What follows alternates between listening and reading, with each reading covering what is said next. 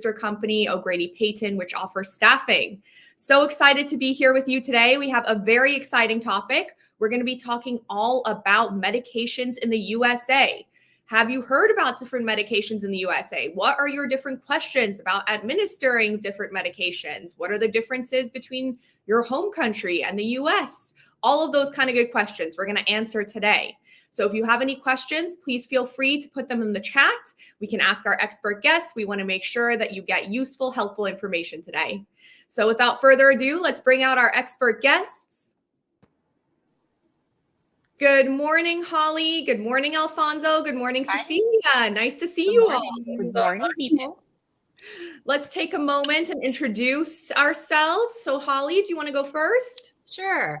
My name is Holly Musselwhite. I am a nurse and the clinical nurse educator for AM International Kinetics USA, or the direct hire side of things. And I've been a nurse since, 23 years now, worked in a couple of different settings, and worked with internationals since about 22 years ago. So obviously it must be something I enjoy doing, and I'm looking forward to hearing what the questions are. Please make sure you add them to the comments.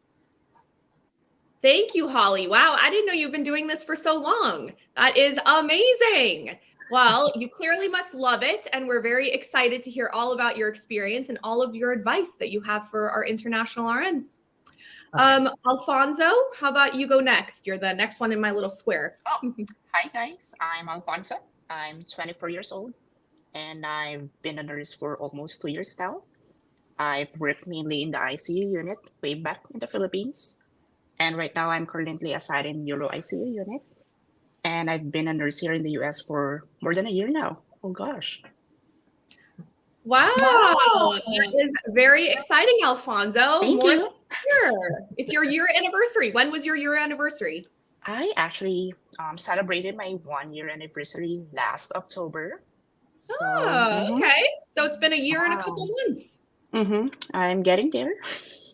There you go. That's great. And you are, where did you say where you are? I'm from Philippines, actually. So. And where are you in the US? I'm currently right now, I live in Fargo, North Dakota. Very nice. I hear there's okay. So you're going to get a white very chilly. Yeah. That's exciting. And I hear there's a big international nurse community in Fargo. Oh yeah, there are lots of Filipino people over here, not just Filipinos, but as well as fellow Southeast Asian.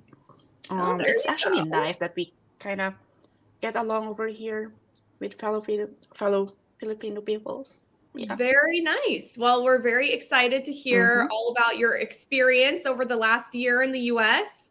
So thank you for being with us today. Sure. Cecilia? Yes, good morning. Thanks for having me. My name is Cecilia Houston. I am a clinical nurse manager from OGP, AMN OGP, O'Grady Payton, and I have been a nurse since 2007. I have a journey in nursing, from different backgrounds in critical care, med-surg, home health, care management, and then I have been with OGP since last year. Actually, today I celebrate my work anniversary with OGP. So I am so excited to be part of the journey. I have worked in the past with international nurses. So this is my dream job coming through. So I hope we can get some very nice information here for all of you. So I'm happy to be here. Oh, well, happy anniversary to you as well. It's a big year for both you and Alfonso. That's so exciting for both of you. Very nice. So let's turn to our comments and let's see. We have Melody saying hello. Hello, Melody. We have Grace watching from Zambia. Hi, Grace. Fodzi watching from South Africa. I'm originally from South Africa, actually. So nice to see a fellow South African on. Once again, we're going to be talking about medications today. So if you have any questions, please feel free to put them in the chat. We have 2 amazing clinical nurse educators and 1 amazing nurse. So they're all nurses, but they're all going to give us some good information. So please feel free to put your comments in the chat. So before we jump into our topic, I did want to take a moment to run through what we call our success path. So I know for a lot of nurses who are watching, they're thinking, okay, this is all kind of sounding interesting. I might want to come to the US. How am I going to do it? So we came up with the success path for our nurses. You can find it on our kineticsusa.com website if you're ever feeling, confused by all the information out there. And what we've done is distill it down into 7 easy steps. And this is how you're going to get to the US. So step 1 is going to be passing the NCLEX. So that is going to be your golden ticket. Once you pass the NCLEX, you can start moving into all the other steps. Step 2 is going to be preparing for the interview. So at AMN International, we have direct hire and we have staffing. So you can have both options. Our recruiters will work with you to figure out what is going to be the best match for you. They're going to hear where you want to live in the States, what's important to you. Maybe you're like Alfonso and you want to have an amazing international community, and maybe you want to experience a white Christmas. So you never know, could be fun. Once you get an offer from a facility in the US, you will move to step 3, which is the visa framework. This is where you're going to go through the green card process. Our team is going to help you through the whole process. You're never going to be alone. We're going to help you gather all your documents, make sure that you have everything in line. We're going to help you also with the licensing and credentialing, make sure you get your license for the state you're going to. Every state is different, but that is why you can rely on our team to show you exactly what to do. Step 5 is going to be the get ready game plan. This is going to be when you have passed your visa interview. You're going to do a happy dance because you're coming to America, finally reaching that American dream, and you're going to prepare for the transition. We have different clinical, financial, immigration assistance that we help all of our nurses with to make sure that you're ready. Step 6 is the arrival sequence. This is when you touch down in the US. After all of that hard work through steps 1 through 5, we are so excited for you. We have different support systems in place to help you through that transition period. And then step 7 is to enjoy and prosper, just like how Alfonso is for the last year, enjoying and prospering in his life in the US. So that is our success path. If you are watching the show and you decide you want to come to America with AMN International, you can apply on our website, amnhealthcare.com/international, and we can help you with direct hire and staffing. So we got both options, and our recruiters will help you figure out which one's right for you, because I know there's lots of in and outs. It can be very confusing. Okay, everybody, so let's get started. So I see we have some more viewers. Jade from the UK, Audrey from the Philippines, Bubakar from Gambia, Alice from Kenya. We are covering the whole world, everybody. We've got people from all over. So great to see everybody.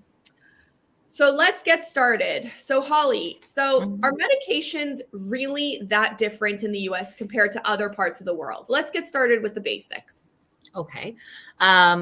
Basics sometimes are that the meds may not be completely different, but they're called generic names overseas. And here our nurses have a habit of using the brand names. So that can be confusing when nurses get here and they're like, well, I know it as this, and you're calling it something else that doesn't even add up. So it's good to study the common medications that are given here. And both names are helpful. And then our systems that dispense medications will often provide both names to reduce confusion, but that's just one of the basic things.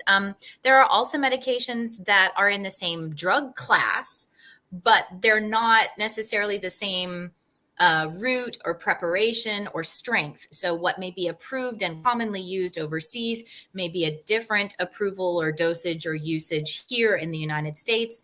Some of our drugs are much more regulated, but they're also more commonly used. Sometimes the drugs are given only by physicians in some countries. And here the nurses, with the order of the physician, they're giving it.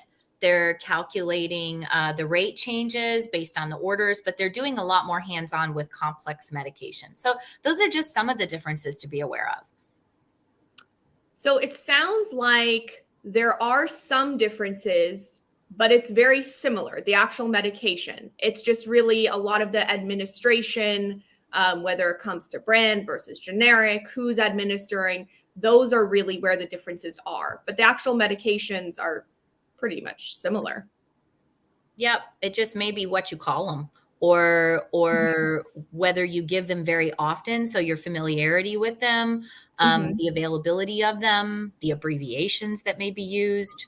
So it's just different facets. And what I hear a lot from nurses is one of their biggest hurdles is obviously the higher acuity medications, which maybe the others can speak to as well, and the fact that we call them brand names a lot of times, and the nurses from overseas are like, I don't know what you're talking about. But once they get used to what those brand names are that our nurses are using routinely here, then they kind of get over that. It's a bit of an adjustment. Okay. And so, Alfonso, what other frustrations do you think nurses have when they're coming to the US and orienting with new medications? Holly mentioned the difference between brand versus generic. What other frustrations did you experience or did you see your colleagues experience?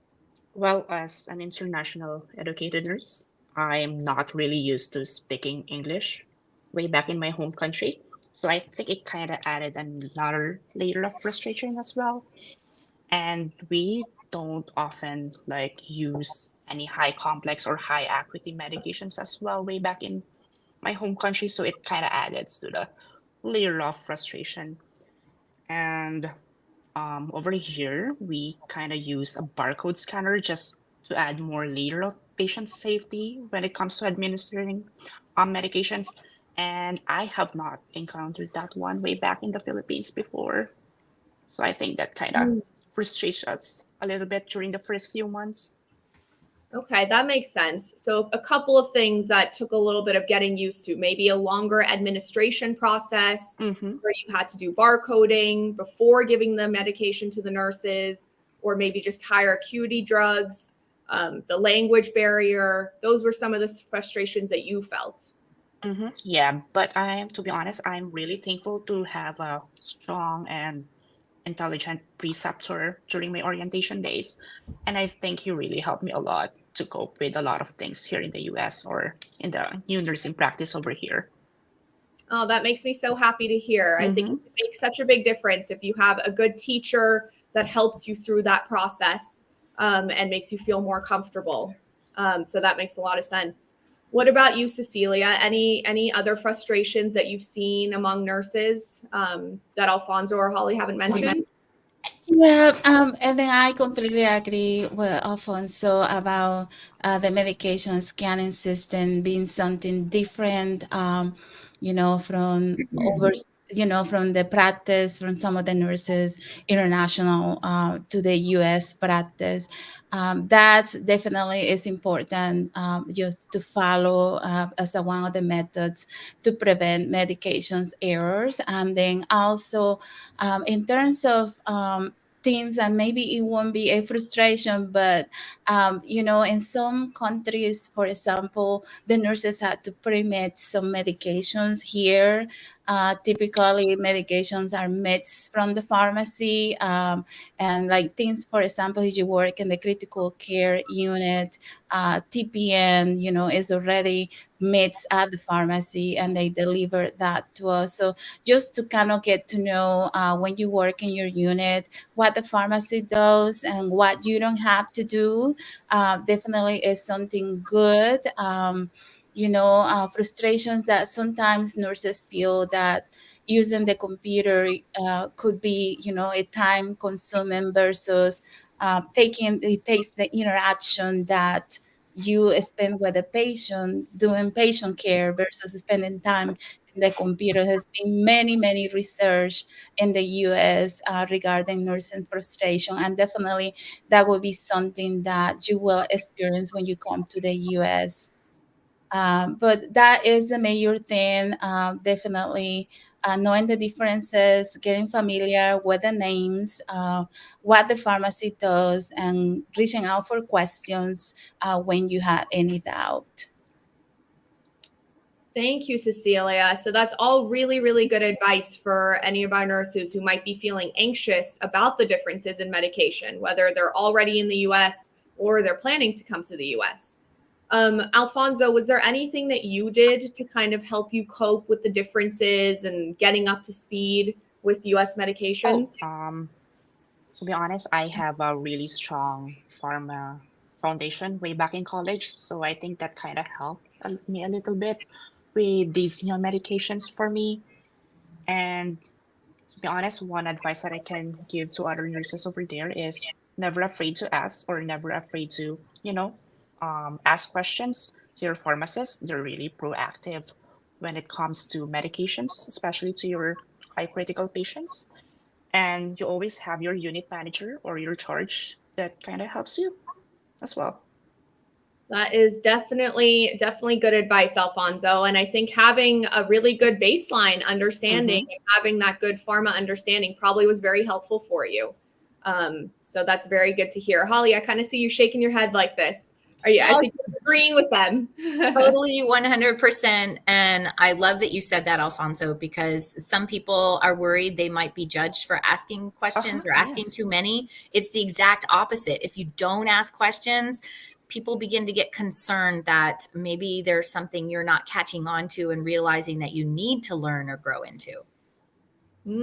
That's a very good point, Holly. I actually never even thought about that. Like with anything, I think that's a good point. If you're, asking questions, being curious shows that you're understanding and processing the information. So always good to ask questions, make sure you're understanding everything. That is good advice. Do you have any other suggestions, Holly, for nurses who are struggling with the different medications in the US and their home country? So there's a link which we'll share here in just a minute. It's from an organization that's very helpful here in the US for medication safety. It's ismp.org. And that has resources for look-alike, sound-alike names, in unapproved abbreviations that many of us have learned in nursing school and we still kind of might use today, and yet they're not approved to be used here because of safety issues.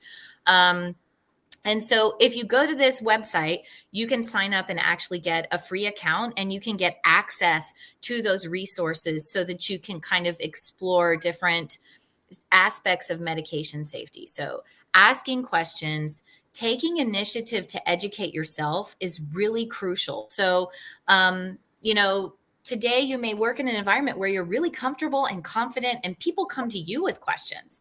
And you get here and it's almost the opposite. It can be very jarring. But if you're already taking that initiative to educate yourself and to be part of organizations that provide sort of current best practice information, resources like that can be invaluable. So I would strongly recommend educate, prepare. Look at this particular website because it is talking all about medication safety and providing you with PDF resources you can download, you can print, you can study them. The other thing that's a good idea is some organizations do offer some access to training modules before you get here. But anything that has to do with what we call continuing education that you can do overseas, whether it's assigned to you or you're just like, I want to be prepared, so let me go out and look for those things. Focus on medication safety, focus on pharmacology for the specialty area that you're going to work in. And then that will help you to arrive here and not be maybe as overwhelmed. And one more thing, which Alfonso can probably back me up on, in the EMR, the electronic medical record, when you go to administer medication, every system that I'm familiar with that are used by facilities, both hospital and post-acute or long-term care, nursing home, whatever, they have a reference for the drug built into the computer system. So you never have to give a medication that you don't understand. That is unsafe practice, and that will get you into a heap of problems. So always use the resources that are available to you to make sure you have adequate knowledge before you proceed. Okay. I see Alfonso going like this. He agrees. That is totally correct. In our facility, in our EMR, we have this thing called Lexicon, which kind of it's basically a book of medications that kind of says about the side effects, adverse reactions, any kind of interactions with other drugs. So there's no excuse for you not to understand what kind of medication are you giving before giving it to your patient. In our EMR as well, there is some kind of medications that requires dual sign off with other fellow nurses who can always double check the dosage, always double check the order or correct patient. So yeah, Okay, it's that's just very another layer of safety as well for for your patients. Yeah, that's definitely important. So I'm sure for a lot of nurses, when they're preparing to give medication and they don't know what it is, they're a little scared, what should I do? You guys have mentioned some things, continuing education, joining nurse associations. Alfonso mentioned the book. Holly mentions that computer system. So it probably depends which hospital you're at, which healthcare facility probably has different safeguards in place. But what else can the nurse do to kind of address their knowledge gap? Any other suggestions, Holly? Well, I think Cecilia and I both work with nurses who are already here, who face maybe greater struggles than they anticipated. Some of the things that I've done to help them through that is actually outside of work, give them a list of the most common medications for their setting, and then look at those in medication drug guides, which you can get online for free. Another website that you can look up all kinds of medications and how they work as a healthcare practitioner. There's several. So drugs.com, very, very open source information that you can look those medications up. And the other thing I think I would advise is when you first get to the facility that you're going to go to and the unit that you're going to go to, make a list, take notes, but make a list of the medications that you're seeing on the MARS in the computer. You're probably not going to give things the first day that you're there. But if you start making a list of those medications and going, okay, I'm comfortable with this one, but I don't know if I'd be able to do this, then you can talk to your preceptor about it. You can talk to your manager. So that's post-arrival. Pre-arrival, I think the other thing is sort of exploring, again, continuing education resources, but you can ask your clinical resources that you may be working with pre-arrival, like myself, if there's something, that you're like, I don't know whether I'm going to have to do this or not. So you can pick our brains. We're certainly willing to do that. And you can also do research on the setting. The other thing I would caution about is a lot of times nurses get here and they're surprised at how many more complex meds are even given on a med surge unit. They're like, oh, I didn't know I'd be giving that. And it gets a little intimidating. So being prepared, asking questions like, if you're in an interview, hey, what kind of medications do you guys give their IV routinely? Are there any drips that patients are on? Are there any things that you do special in your facility or in that unit? Do you have any programs that I could be aware of? The more you know from the very beginning, when you learn about the facility and the unit you're going to go to, the better prepared you can be. Thank you, Holly. I think that's some really good advice for a lot of our nurses, both who are already in the US and who might be preparing to come.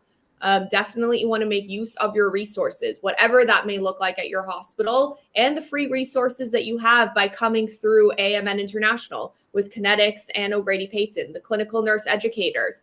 Huge resources that you can tap into to help you through that transition. Cecilia, do you have any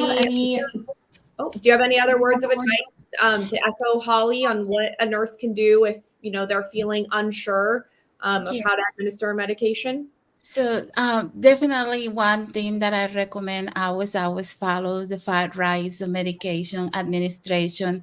Even we rely on the system, always make sure that you're giving the right medication to the right patient. Some facilities have a process for the nurse to identify and have the patient verbalize their name, birthday, and things like that. So make sure you always follow that process. Another thing that I would recommend is thinking about resources. Okay, we do have a lot of resources in the US, and never assume that because you did it in your country that way, when you come to the US, you're gonna do it that way. One situation I can give an example: in some countries, like one of the medications, insulin, may be given with 1 cc injection syringe. So here in the US, common practice is to use a insulin syringe to administer that medication. So don't assume, reach out to the team, reach out to your preceptor, just ask questions before you take a step to give a medication that is not a practice here in the US. So make sure you align the practices with the unit policies and procedures on how to administer those medications safely. Okay, thank you, Cecilia. Such a good sum up of what nurses should be doing when they're preparing to come or when they're here. Some good advice there. So let's turn to our comments and see. I see we had a couple questions. We have Gertrude, who's watching from Qatar. Hello, Gertrude. Arnaud from Siberia. Mercy from Nigeria. Eslam from Oman. We are covering the whole world. So nice to see everybody watching us today. If you have any questions, please feel free to put them in the chat. I see Ann is asking, hello, Kinetics, do you offer H-1B visas? So good news for you, Ann. That is an option at both Kinetics and O'Grady at direct hire and staffing, although it is very few and far between. So the H-1B visa process is a little bit different. It's a temporary visa versus an EB-3 green card, and only certain facilities in the U.S. will be eligible for the H-1B visa. So there is that opportunity. You can apply at amnhealthcare.com/international, and our recruiters are on hand ready, waiting to look at your application, and they can help you figure out if the H-1B visa is going to be an option for you. I saw we have a question from Alice. So I'm going to leave it to the experts because I'm not even sure exactly if we can answer this question, but Alice is asking, I would like to ask the practitioners a question. At what point can a patient on antihypertensives be put on two diuretics, for example, HCTZ and aldacotin? Aldactin. That's how you know I'm not a nurse. Holly, is this something that we can give any insight on? We probably all three could. So I think it almost depends a little bit. To give a more specific answer, we would need a more specific scenario. But maybe I can tell you that for a patient to be on two diuretics here is possible. Usually they would perhaps work a little differently. So, potassium sparing and potassium wasting, maybe they work on a different part of the renal system, actually cause action to happen where the patient will be getting rid of more fluid. But it's not something that's considered very odd to do. And if, sometimes the other thing is in the short term, while a patient is in a hospital, they may be given something to manage them in that acute phase and have that effect. I will also say that in my experience, both with family in the hospital and, nurses that work, whatever, we see use of things like furosemide and Bumex or oh gosh, now I'm going to forget the generic. It's Bu something or whatever. I'll have to look it up. But things that are given IV, if we're having a real challenge trying to get the patient to diurese properly. And from an ICU perspective, I'll let Alfonso share kind of maybe some of what they're doing to manage blood pressure with diuretics, but it's not uncommon to see them on two. Yes. It's not really uncommon here to, be aggressive when it comes to diuresing a patient, especially if they're in an acute phase of congestive heart failure, and especially if their echo shows like an ejection fraction of only 20 to 25%. Most cardiologists are really aggressive when it comes to giving, for example, furosemide, 80 milligrams IV every 12 hours. So that's it. We just have to monitor the blood pressure regularly. Yep. And of course, their electrolytes. So, and of course, their electrolytes. Yes. Yeah. And I think that's the other thing that I've heard some of our nurses, and Cecilia, maybe you can speak to, is that checking of the labs, the recognition of the abnormals, and the timely follow-up to get corrections addressed, or at least notify the physician when they fall into a range that's going to require correction, is something some nurses aren't used to. They're like, oh, the doctor checks the labs when they come to round at my hospital. But here we're like, oh, we checked the labs, we called the doctor, we started the potassium or magnesium or whatever other things they need. And it's very much in our hands to recognize and react quickly. Very interesting. Wow. So my background is a real estate attorney. So this is all, talk about a language barrier when you came to the US, Alfonso. This is all very different, but all a learning experience for me. But I hope that that helped you, Alice, to get some information. Sounded like you guys had a good exchange and good information for our international nurses. So, I'd love to actually hear why you all decided to become nurses. Because I know why I decided to come into this industry. One of my best friends was a doctor in the ICU at a big hospital in Los Angeles during COVID. And it was a very scary time, as I'm sure it was for everybody around the world.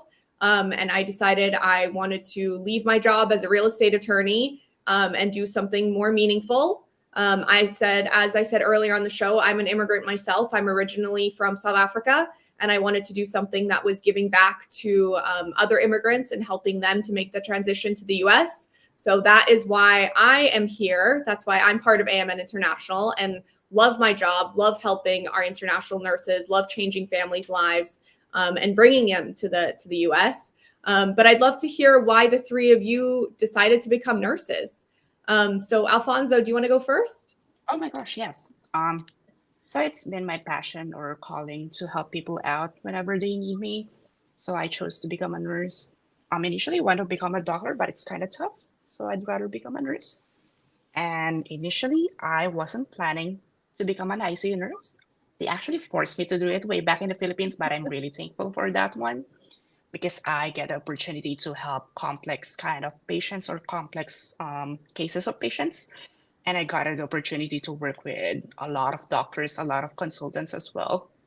Kind of helps me all throughout my nursing journey so far. Wow. Well, look at that. Sometimes things kind of work out how they're supposed to, right? Even if you don't think exactly where you're going to end up being. Right now, I'm enjoying what I do, especially here in Fargo in the United States. Mm-hmm. People are nice over here as well, and yeah. What's your favorite part about where you're living right now? What's been the best part about being in America? Oh my gosh, we get the opportunity to have 4 seasons over here, but I'm telling you, winter is terrible over here sometimes. Although a white Christmas does sound pretty nice. It does, but you'll get bummed on winter if kind of extends until April or so. Mm-hmm. Some pros and cons, right? Mm-hmm. Okay, very nice. And what's your favorite thing to do in Fargo, North Dakota? Oh, what is it again? What's your favorite thing to do in Fargo, North Dakota? Oh my gosh, I got opportunity to decorate my room, which kind of helps me with my anxiety sometimes, living alone. Yeah. Oh, well, there you go. It's got to make it feel like home, right? It does. It's really hard transitioning from, living with your family way back in the Philippines and then completely doing all stuff on your own over here. Mm-hmm. So yeah, it kind of helps with my anxiety sometimes. I'm sure that's a huge change to move from living with your family in your home country to coming to a new country, completely a new culture. Yeah. A new culture, completely different. Mm-hmm. So what have been some things that you've been able to do, Alfonso, to make you feel, more at home? Oh my gosh, I got opportunity to travel all around the US and to Canada as well this past few months. So I've been doing a travel a lot. And next year I'm planning to do my European tour as well. Oh, well, there you go. So that US nurse's salary definitely helps to fund the travel. It does. There you go. That's great. Picking up shifts as well kind of helps with your finances as well. So, where's been your favorite place that you've traveled to? Oh, Banff, Canada. It's Oh, Banff. basically like a mini Switzerland. So the town of Banff's kind of surrounded by Alps or snow-capped mountains, which is so good. So pretty over Oh, there. amazing. I've seen Mhm. some beautiful pictures. For everybody who's watching who's never heard of Banff, because up until about 2 years ago, I'd never heard of Banff. It's an area in a national park in Canada, and it's Yeah. extremely beautiful. So that's amazing that you had an opportunity to go there. So I'd love to hear a little bit more about your experience, Alfonso. I want to give Holly and Cecilia also a chance to let us know why they decided to become RNs. So Holly, you want to go first? Sure. I grew up in a family of nurses, so I was not going to be a nurse. I wanted something different. And my mom is a nurse. She made a deal with me. She said, when you get out of high school, I want you to try a semester in nursing school. And if you don't like it, we'll check the box and you can move on to what you're thinking about doing. And I went to a semester and I loved it. And I was considering I wanted to be in like a school teacher role. And this has enabled me to be an educator and to also help people. And even though I'm not at the bedside any longer, once you're a nurse and your friends and family know it, you get a lot of calls about their health challenges, and you get a chance to help that way as well as doing the education thing. So um, I have a lot to be grateful for with my mom's suggestion because she saw something in me that I did not see. Oh, that's a lovely story. So similar in a way to Alfonso, that everything kind of just works out as it should. Mm-hmm. But that is a beautiful story. And I think sounds like what I hear from a lot of nurses, that they just love helping people. And that's why they end up going into the profession. And what about you, Cecilia? Well, it's a long story. I, I was born in Panama and also international. So I came to the States about 25 years ago. And back then, when I was living in my country, my grandpa had a stroke. And then I was the one, I remember probably I was like 9 years old. And then I was the one taking care of him, when he was no longer able to do things by himself. And then he looked at me one day crying and said, "You will be a great nurse." So I thought that advice as something deep in my heart. And I couldn't be a nurse when I was in my country. Socioeconomic status in Panama, to go to college can be challenged. So I came to the States. It's never late to achieve your dreams. So while I was a mom for kids, I decided to go to college, and I got my BSN in nursing. Went to the military and did 13 years with the military, also as a nurse. So one of the things why I became a nurse is because I feel that in addition to take care of patients and, that have that compassionate care in you to take care of those patients, I'm also a fixer. I'm a problem solving person. And, that was something that I felt also in career, professionalism and all that as a nurse. You have many, many areas that you can explore in nursing. If you want to be a bedside nurse, to start your journey, definitely that is something I say that you had to have, to learn how to be a nurse in the US. And then in the future, definitely look at to what is that you want to do. So career development, I decided to go back to school and then my master's degree in nursing.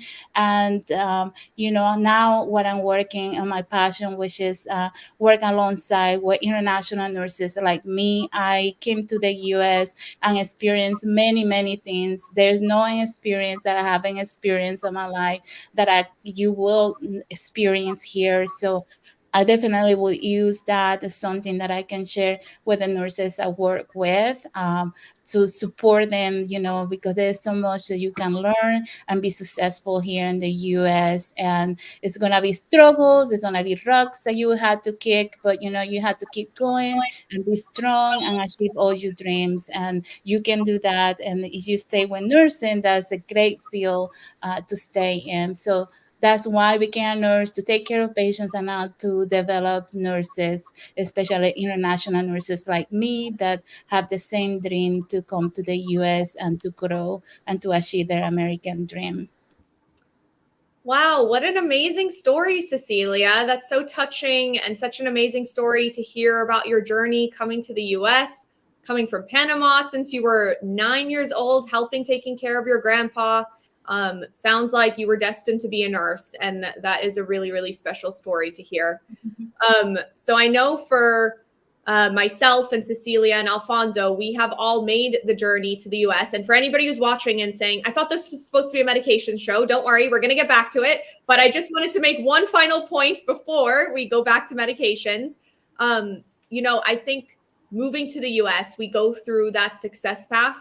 And we go through the 7 steps, and it sounds like, okay, I go through step 1, step 2, step 3, step 4, step 5, 6, 7, and then I'm in the US. But you're not seeing all of those difficult moments that it really takes to get to the US, and a lot of bravery that it takes to get to the US. And Cecilia and Alfonso talking about coming, when they were as adults, probably Cecilia also in her younger 20s and Alfonso in his 20s. I think it takes a lot of bravery and courage to come, but it's doable.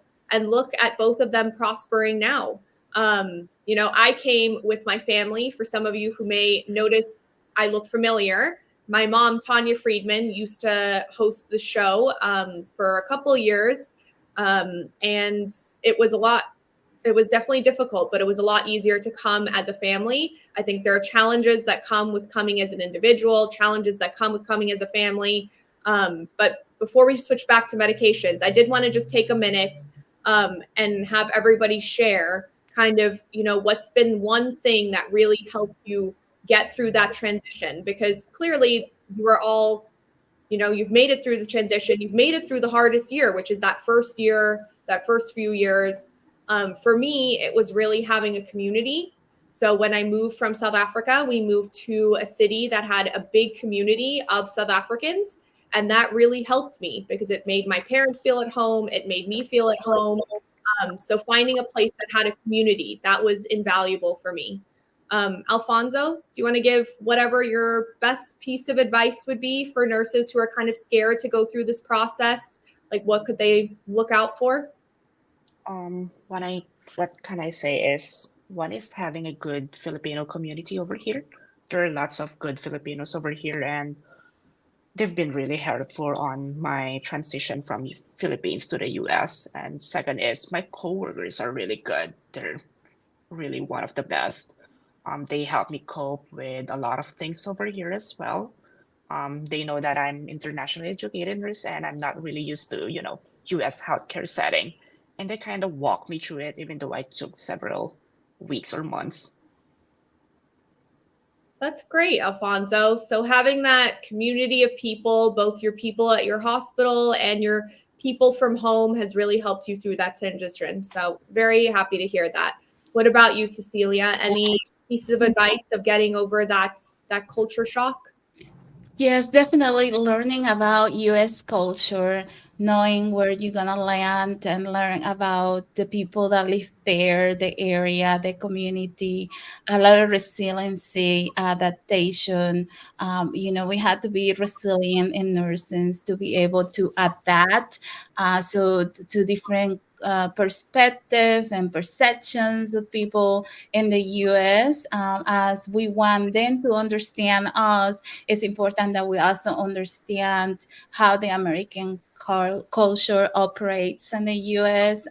It's very different. I have been in many states, with the military and move around many states, and it's different everywhere you go. So definitely, my advice is to learn where you're going, be prepared, and get to know where you're gonna land. Okay, that and be resilient, because that will help you to keep going. Look at your dreams. What is that you came from? Always look at what was the reason that you came here. So is it to grow professionally? That is what you should think about every time, in good times, bad times. Always look at why you came here to the US, and make sure you adhere to that, and follow your dreams.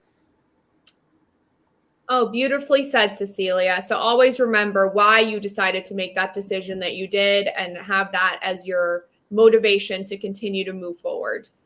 Holly, I know you're not an immigrant, but you've been working with lots of immigrants for a long time. What's been your best piece of advice over the years? Oy. I know it's hard to distill it down to one. I know. It's like, I think the thing that seems to help a lot of nurses that are struggling with the adjustment is, I agree, community. I think it's also to understand the stages of culture shock and expect them. So some people, they feel extremely confident. I can handle this.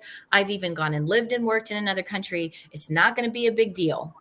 And they don't realize, even when they first get there, they're in the honeymoon phase. Everything's so neat and awesome. And when they get into crisis phase, they're not expecting it.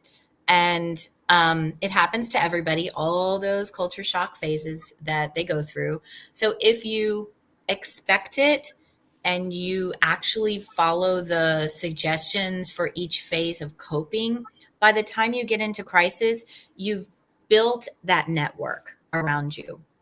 But if you assume that because you're, kind of an excellent practitioner who really is solid, and you've prepared to come here and everything's going to be fine, that probably is going to set you up for more challenges with the adjustment than to say, let me be pragmatic. I have this dream. I know it's hard work. I know there's a process for adjustment. Let me make sure I'm ready and that I expect it's going to happen to me, so that as I'm reaching each of the milestones of the cultural adjustment, I'm building those foundational practices that are going to help me survive when crisis phase does come.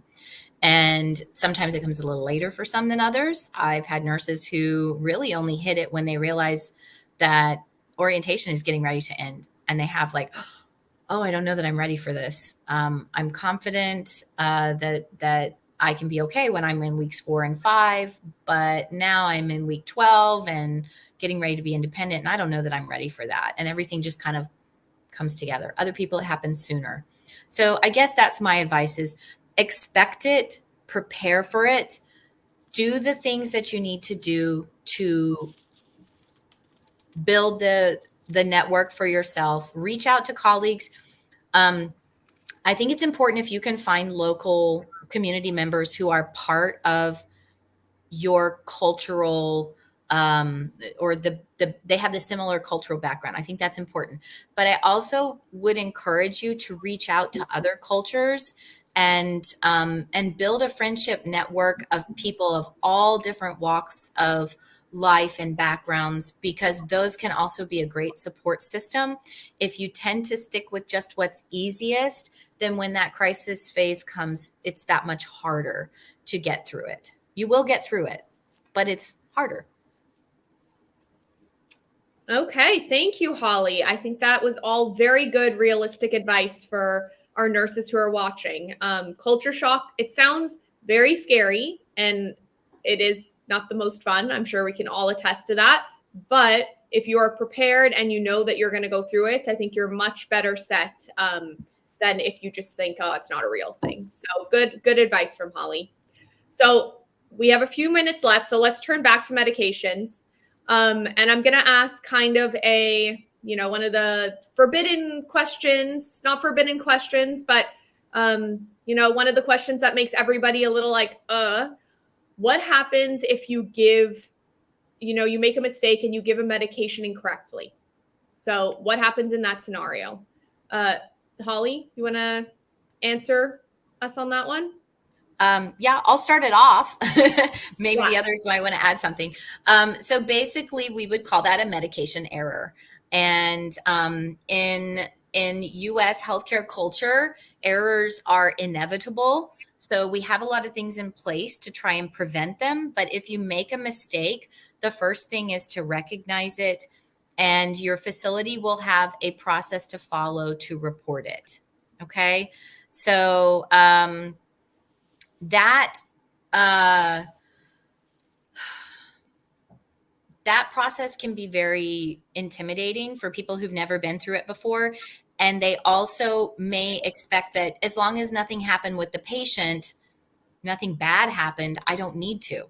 Well, we've built a healthcare culture here which says when mistakes are made, we need to actually drill down and figure out how they came to be and whether there's something we can do to prevent it from happening again. Today, you might make a small oops and give something that, doesn't have much of an effect on the patient. And you go, well, it's no big deal. But we still actually follow the process to identify what happened and why. And I'll give you a very basic example I ran into. Most people understand the difference between acetaminophen or paracetamol, depending on where you're from, and aspirin. But the dosage of the tablets is often 325 for both, 325 milligrams. So you have acetaminophen order and you go to pull the medication and you forget to use your barcode scanner. You pull the med out. You're getting prompts from the machines. You need to do different things. But if you look at that, you may see that in the drawer, aspirin 325 milligrams, also a white round tablet, is what's been stocked in that med drawer. If you proceed to give that because you're missing some of those safety precautions, you can end up with a med error. The patient may be fine, but it's still a med error. It still has to be recorded.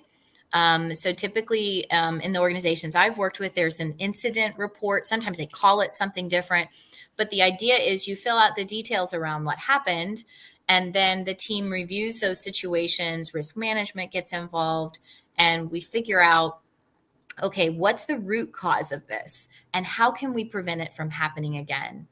And so you need to understand, if you've never worked in that type of environment, self-reporting is encouraged. It shows that you're not hiding anything, that you're not deceptive, but it also helps us capture, because we know still that things are underreported. It helps us capture trends and identify where we need to make changes within our systems and processes and equipment to ensure that the patients are safe at all times to the best of our ability. Okay, thank you, Holly. Alfonso, do you have anything to add on that? If there's a medication error, or maybe you could share what the hospital has in place to prevent those kind of medication errors? One first step that you need to take is make sure that your patient is doing okay. There is some kind of drugs that even though your patient took it mistakenly, they don't have any kind of interaction or effects for the first few minutes, but sometimes some medications have delayed responses. So make sure your patient is doing okay. Vital signs should be stable. And just want to add that it's okay to self-report yourself. Ask your manager that you did something wrong, or talk to your manager. Your managers or charge nurses are gonna help you out as well.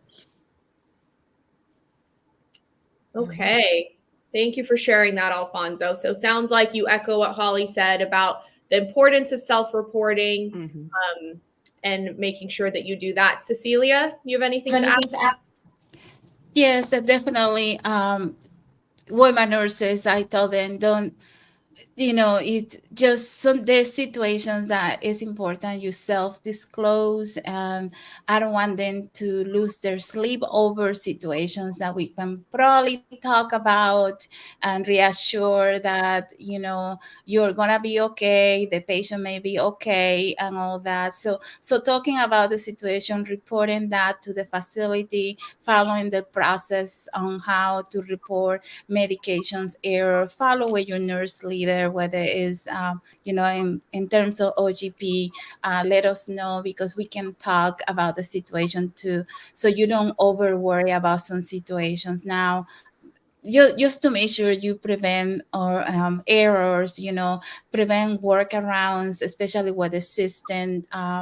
Make sure that you follow that, and there's any problems that you had to report to prevent a medication error. Make sure you contact and let the pharmacy know that a label is not scanning. Never make a step, that is going to cause a injury to a patient, and even if you don't mean to, just make sure you talk about it, report it. Some facility have a just culture environment where the nurses feel free, to go and talk about those errors. Not everybody does that, but it's important that you do so when you come here, because that way we can explore whether it's a dispensing error, whether it is a something that needs to be fixed from the pharmacy, or there's something that we need to be cautious about. So that's the most important piece of it for patient safety. Okay, thank you, Cecilia. So I know we're getting close to the hour, so I wanted to give everybody a chance to give one final piece of advice on what nurses can do to cope with the differences in medication in the US and their home countries. So Alfonso, you want to go first? One final advice that I can say about medication, guys, is research and read a lot, and don't be afraid to ask your preceptors about what you don't know. It doesn't make you less of a person. It doesn't make you a dumb person as well, but it's just asking some simple questions. Thank you, Alfonso. I think that's such good advice for all of our international nurses to really heed. Holly, final words of advice? I would say many of the nurses who get here and start working with the barcode scanning system as part of the med administration process don't realize how important it is to follow that or to integrate that into your process. So it is an adjustment. Alfonso mentioned it earlier, but I'm going to say that when it comes to patient safety, the things that seem sort of simplistic, like you didn't barcode scan and you get ready to give a medication, that scares the people that are training you, because they're like, well, this is a basic safety thing and it doesn't cost anything to do it. You just have to use it. So when you are being trained and you're in orientation, I agree with what Alfonso said, research, prepare, ask questions, but also look at those safety things as being something to integrate almost immediately from the time that you begin your training. If you are sporadically doing it because you're like, oh, they'll remind me, it'll be okay. Remember, the license that you come here with and start work with as a nurse is your license. And a prudent nurse uses all of the medication rights and all of the tools at their disposal to keep patients safe. And as long as you do that, it's less likely you're going to make a med error. So that's my advice. Very well said, Holly. And I'm sure for everybody, nobody wants to be making any med errors. So that is good advice. Cecilia, final advice for our international RNs? Just definitely follow the 5 rights. I will add the 6th right, whether it's scanning on agreement with a holy state. Make sure that don't use workarounds. Just make sure that you follow what you are supposed to do in terms of the facility protocols. Educate your patients on the medication administration, because you never know. Those patients know about their medication, so they may tell you that it's not the pill that I'm supposed to take. take. So make sure you educate your patients about what they are taking and what they're taking. Get knowledgeable about those medications if you don't know what they are for, interactions, side effects, and all those things. And then just if for any reason the system, because system fails sometimes, and sometimes we do have downtime and all that, make sure you ask your facility to see what kind of downtime system they have, if you had to manually administer medication during downtime.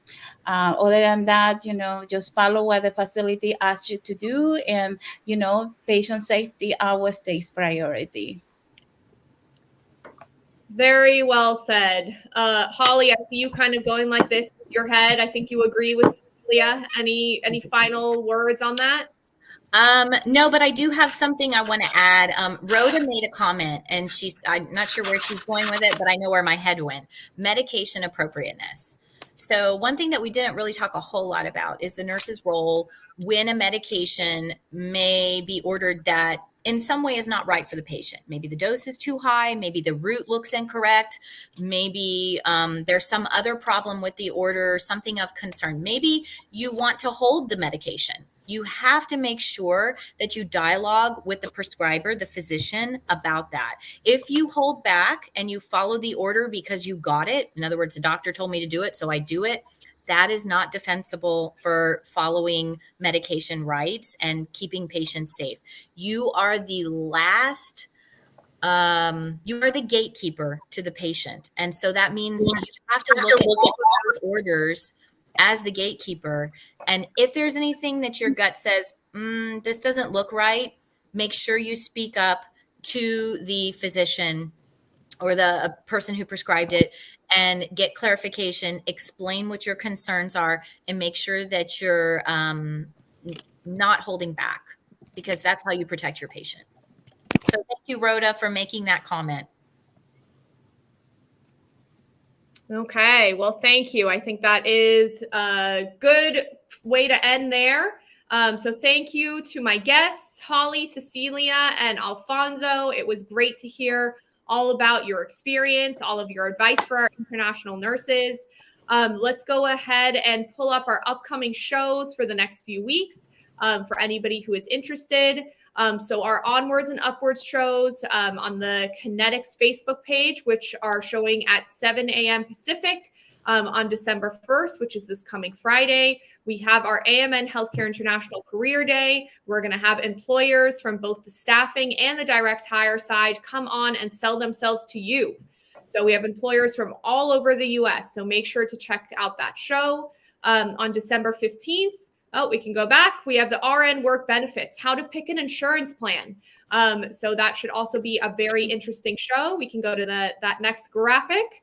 And this is for our career day. So we're going to be showcasing Children's National, which is in Washington, D.C., ECU Health, which is in the Carolinas, Fairview in Minnesota, Jackson Hospital in Alabama, and Monument Health, which is also in the Midwest. I believe it's in the Minnesota area.